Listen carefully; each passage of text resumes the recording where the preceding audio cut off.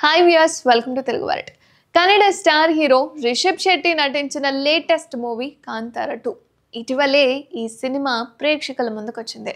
ఇక గతంలో వచ్చిన కాంతార సినిమా ఎంత పెద్ద హిట్ అయిందో ప్రత్యేకంగా చెప్పాల్సిన పనే లేదు, అది అందరికీ తెలుసు. ఇక కాంతార 2 సినిమాను హొమ్మాలి ఫిల్మ్స్ బ్యానర్ పై నిర్మాత విజయ్ కిరగందూరు భారీ బడ్జెట్తో అత్యంత ప్రతిష్టాత్మకంగా నిర్మించారు.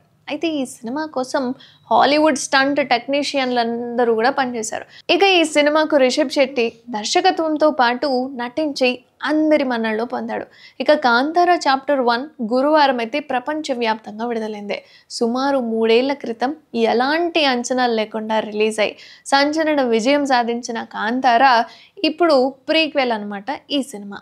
ఇక కాంతార పార్ట్ 1 కేవలం 15 నుంచి 20 కోట్లతో నిర్మిస్తే ఏకంగా 400 కోట్ల వరకు కలెక్షన్ సాధించింది.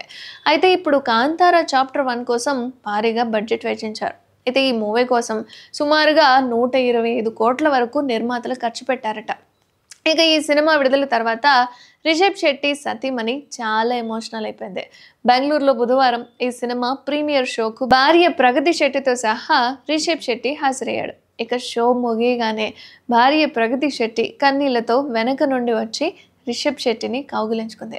ఈ సినిమా షూటింగ్ సమయంలో రిషబ్ ప్రమాదానికి గురవడంతో ఆమె రోజు పూజలు చేసేదిట.